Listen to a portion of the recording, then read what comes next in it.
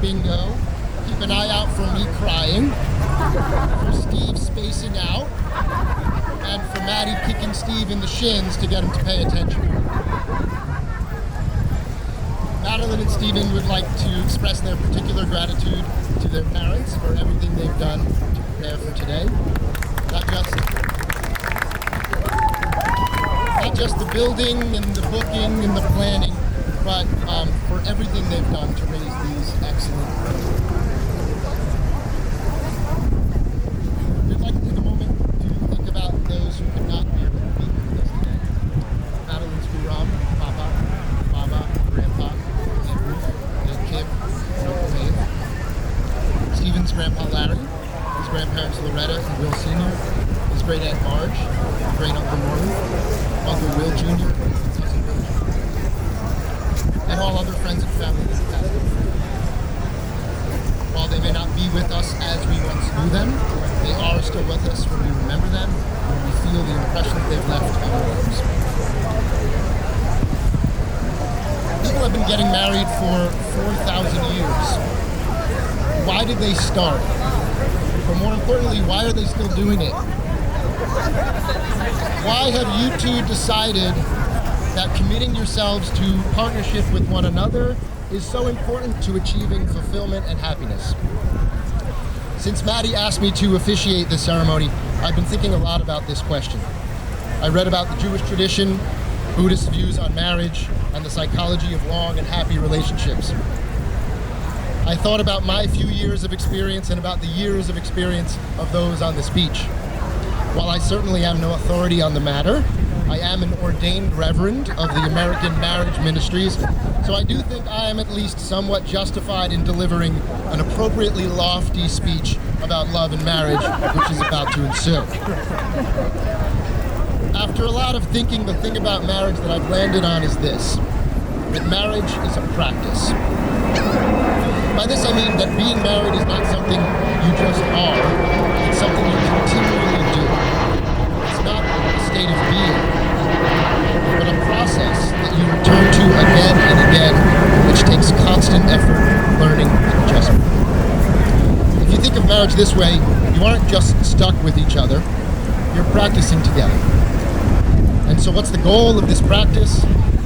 Your partnership is now one of the primary tools you have to become happier and better people, to become more aware, more generous, more forgiving, more insightful, more compassionate, and ultimately more joyful. And Steve and Maddie already bring each other and those that know them so much joy. Steve sincerely wants people to be happy and to smile. Nobody makes my daughter Eleanor laugh quite like her Uncle Steve. He is not just tolerant, but seems to actually kind of enjoy being jumped on, chased around the house, and forced down for a nap over and over and over again. He is an excellent Codenames, roller coaster, water slide, and Mario Party partner. Steve has a talent for making life fun. He also has a quiet ease and a quirky hilariousness that make those around him, toddler and post-toddler, comfortable and happy. And Maddie is just filled with joyful love for life and other people. Oh, you can knock off the B on bingo. She's so genuinely curious and enthusiastic. She can be so carried away with joyful energy that she'll speak more words per minute than any auctioneer. She just has so much that she wants to say and so little time to say it. And when a conversation really gets going, her whole body will go into it, and she'll punctuate in the arm to punctuate each word. Maddie and Steve also already demonstrate so much compassion. Steve is so incredibly understanding of Maddie and truly lets her be herself in all her dramatic brilliance and clumsily excellent Maddiness. And although Maddie is not above giving Steve a few punches in the arm and kicks in the shin, she fully appreciates Steve in all his quiet, intelligent, goofy, easy, chill Steve-ness. Maddie is also someone who inspires trust and openness because she radiates this magic mixture of empathy, wisdom, honesty, and optimism that allows other people to feel truly understood around her. Every day in your marriage will be an opportunity to develop this joy and compassion and all the other merits, and to practice being present with each other and your experience. Each morning when you wake up beside one another, you will start your marriage practice again, each morning starting again. It is my wish for you too that you approach married life from the mind-numbingly mundane, you will do a lot of dishes, to the inevitably stressful, your car will break down, to the overwhelmingly beautiful, you will cry for joy, as an opportunity to learn and grow, to realize truth, and to practice mindful joy. Kitasaro and Thanissaro are meditation teachers who, after over 15 years of life in a monastery, discovered that they loved each other romantically, and so they gave up their monastic vows and committed themselves to each other as husband and wife. Kitasaro says about marriage, "If our coming together is sacred, it will take us deeper into the place where we've always been.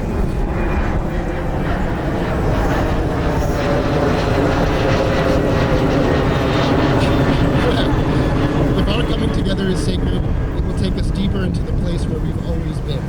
That place where there is no separate me and you, our life and dreams are real and they're empty. They're here and they're gone. When we're clear and honest, we realize that we're not going anywhere, that in our depths, we're never apart. I wish you a lifetime of ease and understanding as you walk this path together." I'd like to close my part of this ceremony with a poem by Roshi Wendy Ekyogu Nakao called Blessing for the Journey. Let us vow to bear witness to the wholeness of life, realizing the completeness of each and everything, embracing our differences. I shall know myself as you and you as myself. May we serve each other for all our days, here, there, and everywhere. Let us vow to open ourselves to the abundance of life. Freely giving and receiving, I shall care for you, for the trees and stars as treasures of my very own. May we be grateful for all our days, here, there, and everywhere. Let us vow to forgive all hurt caused by ourselves and others, and to never condone hurtful ways. Being responsible for my actions, I shall free myself and you. Will you free me too? May we be kind for all our days, here, there, and everywhere. Let us vow to remember that all that appears will disappear. In the midst of uncertainty, I shall sow love, here, now. I call to you. Let us live together the great peace that we are. May we give no fear for all our days, here, there, and everywhere. We're now going to have some family members and friends read the Shabbat Brachot, which are the 7 blessings. These blessings are translated from ancient rabbinical teachings and express our collective wishes for Madeline and Stephen. After each blessing, I invite you to respond with Amen. Stephen's sister-in-law, Lindsay Wayne, and my wife and Madeline's sister-in-law, Claire Novotny, please come forward to read the blessing for love and the blessing for a loving home.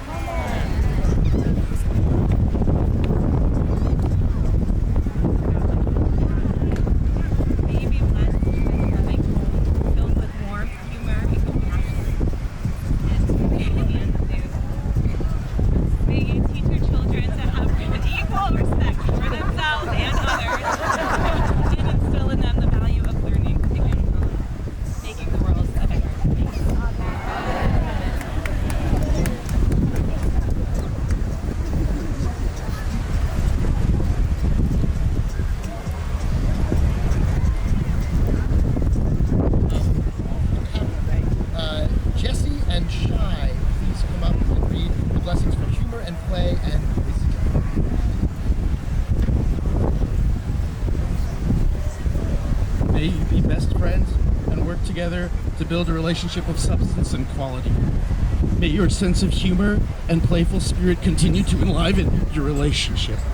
May you respect each other's individuality and perspective and give each other room to grow in fulfilling your dreams. May you be blessed with wisdom you continually learn from one another and from the world. Together, may you grow, deepening your knowledge and understanding of each other and of your journey through life.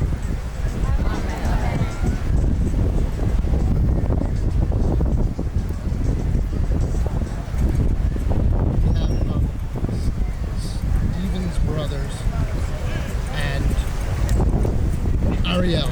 Please come on up to the next 3 lessons. Thank you. Ariel.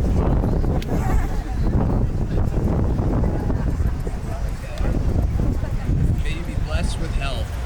May life bring you wholeness of mind, body, and spirit.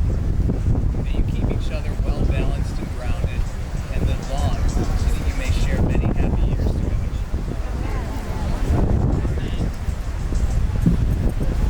May your life be blessed with the art and beauty of this world. May your creative aspirations and experiences find expression, inspire you, and bring you joy and fulfillment. May you find happiness together in adventures big and small, and something to celebrate each day of your lives.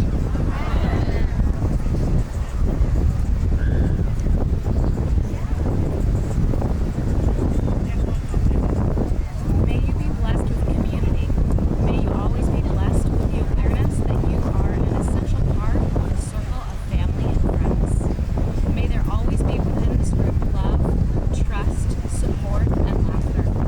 And may there be many future occasions for rejoicing in their community, in their company.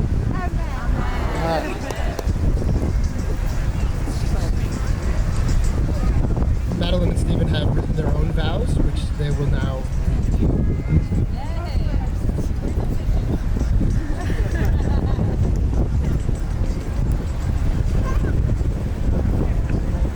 All right. Maddie. It was frightening how fast I fell for you. I first remember meeting you on a birthright bus. We had just finished river rafting, and we were headed to the woods. What? Let's wait for you can hear me? Holding on a plane. All right. We had just finished river rafting, and we were headed to the kibbutz. I'm 90% sure that conversation was just me talking at you about my new career in Hollywood. We had some good hangs in Israel, and even more good hangs when we extended our trip. And then more hangs when we got back stateside. I came to hang out with you and your mom in Jersey. And then more hangs when we came back to the city and I met your brother. I want to say on our first stint, I pretty much met your entire family. At some point, I remember meeting Mark in the back of Pete's candy store. Our bond was too natural, and you immediately welcomed me in, and you were a safe place for me to goof and really just be myself. Without going into it, it's no wonder why you're the best in your profession. It was about 2 weeks we randomly spent together, and a lot had happened. I'll probably write a book about it, but after that time, and I'm aware of how weird this sounds, but I felt like I knew your soul, and I could see myself spending some serious time with you, and as previously stated, I was really scary. Our relationship is ever evolving, even though technically being a man since 13, compared to now, I feel like I was a child when I met you. Honestly, I still kind of feel like a child. We continue to grow together, and I wholeheartedly believe that you continue to help shape me into the man I want to be. In our time together, we've overcome some difficult times. We've moved across the country together 3 times with 3 whiny beasts, and survived a year of being locked down in a shoebox together. In this time, I've learned a couple of things. There's no subject too dark for us to joke about, and that I love you more and more with each passing day.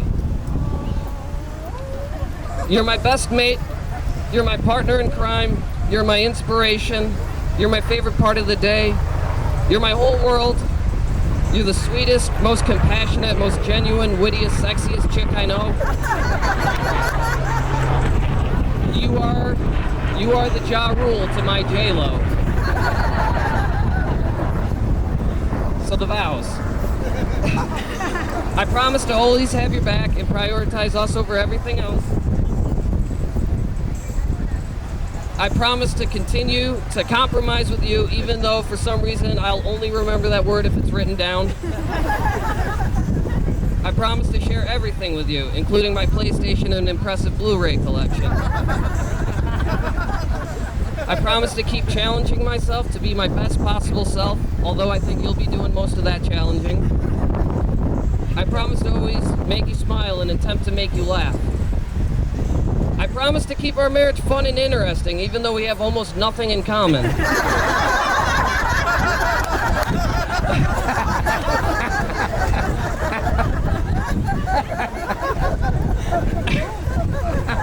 I promise to always hear you out, even when I think you're 100% wrong. I promise to never use the phrase, I think you're 100% wrong again. I promise to always let you keep the AC on, full blast at 68, even when it's the middle of January. I promise in our hardest times to always play for your team and learn from each of those experiences. Also, I promise that not only do I play for your team, but I'm your biggest fan. And I promise that no matter what, you'll always have my heart, and I'll love you for the rest of my time, but that'll be the least work of all.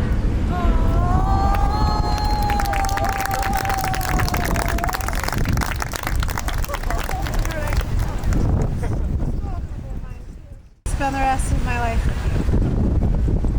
I'm trying to do this pretty slowly. Yeah, that'd be cool. It was when we'd go to bed, even after we moved together, and you'd call it a sleepover. I'm not gonna do that thing where I call you my best friend, mostly because CM would be personally offended. But I do remember thinking that if I could spend every night with someone, it could feel like a sleepover. That would be pretty awesome. Since then, I found more things to love about you than I can fit in our agreed-upon vowed time limit. I love how as soon as I finish work for the week without fail, you always congratulate me on completing yet another very hard, very stressful week of work. I love how you get more excited than me when I accomplish something and more mad than I am when someone pisses me off. I love how you didn't just join my life and put up with what I care about, you became a part of it. You share in my joy, frustrations, and celebrations in a way that really feels like you're a part of me. So much so that you had a terrifying dream that we morphed into one person. And I love that when you woke up from that dream, you weren't just freaked out because you weren't just freaked out, but you were sad that if we morphed together, you wouldn't see me again. When my dad told his friends he was marrying my mom, my grandpa either said or asked, "You know what you're doing?" While my mom was mid-marrying my stepdad, Guram asked loudly, "Is that a real rabbi?" Even though we don't know what we're doing, and that's definitely not a real rabbi. I promise to always make our life together an adventure and nights together sleepovers. I promise to celebrate each very long, very stressful week of work with you. I promise to have your back and remember that you always have mine. I promise to be as close as humanly possible without morphing, because I would be so sad if I never got to see you again, and I'm really excited to live life with you.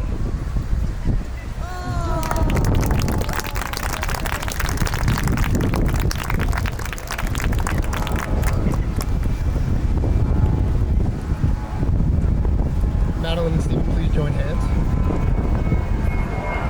the duration of this flight.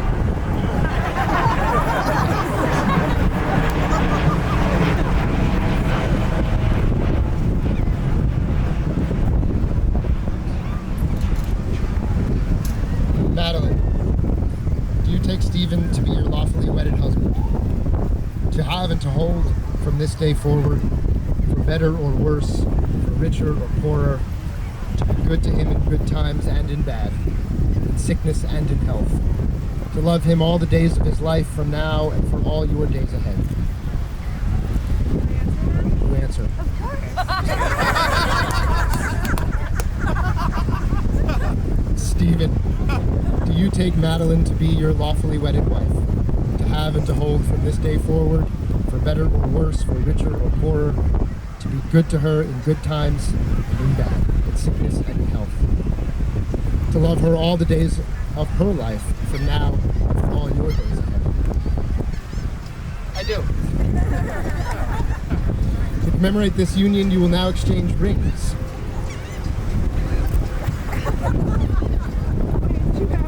No one gave them to me. Who's got the ring? Here, you can borrow mine.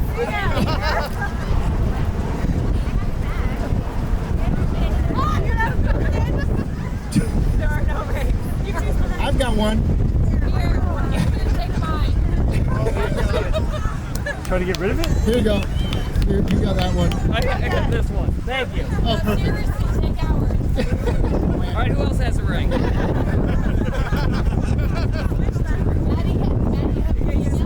There you go. Perfect. The circle formed by these many rings symbolizes not just your love for each other, but everyone's love for you and support of your union. Let these rings remind you that we all forgot to have rings on your wedding day. Of the love and the promises that you have made to each other on this day. Madeline, please take a ring, place it around Stephen's left-hand ring finger, and repeat after me. I, Madeline, I'm Madeline. give you, Stephen, this ring Give you Stephen this ring. as a symbol of my love and commitment. As a symbol of my love and commitment. With this ring, I thee wed. With this ring, I do. Stephen, Almost finished. please take a ring, place it around Madeline's left-hand ring finger, and repeat after me. I, Stephen, I, Stephen, give you, Madeline, this ring give you, Madeline, this ring as a symbol of my love and commitment. as a symbol of my love and commitment. With this ring, I thee wed. With this ring, I thee wed. Okay. According to Jewish tradition, we will conclude our ceremony with the breaking of the glass. Yeah. Put your shoes on, please. Does someone have glass? We've got the glass. Oh, I'm not gonna do it. He's gonna do it. You got the, Yeah. I got the target. That's awesome. Wait, hold on. It's a target.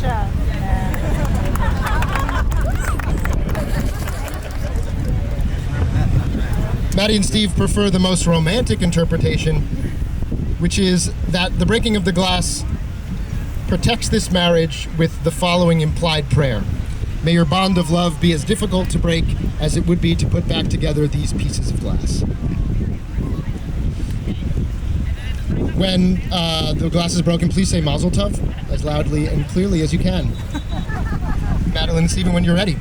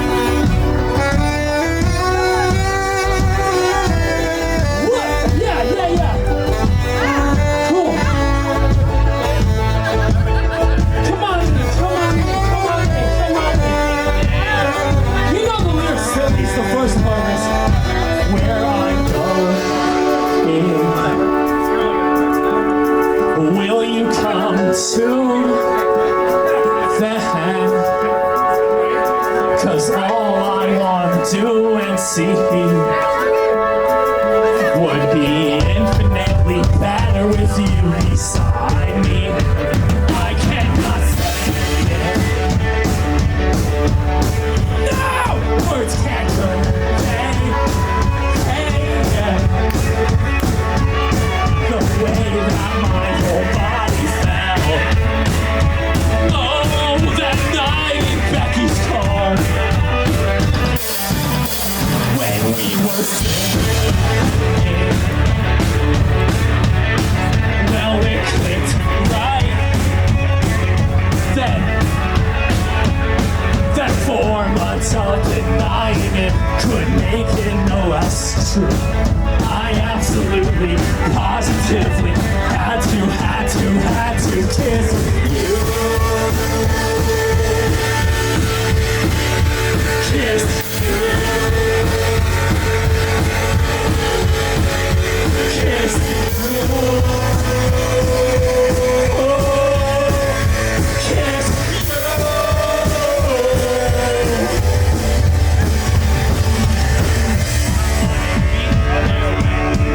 I wanna be there when you need. I wanna be there when you laugh. I wanna be there when you speed. I wanna be there when you're hurt. I wanna be there till you're fine. I wanna be there.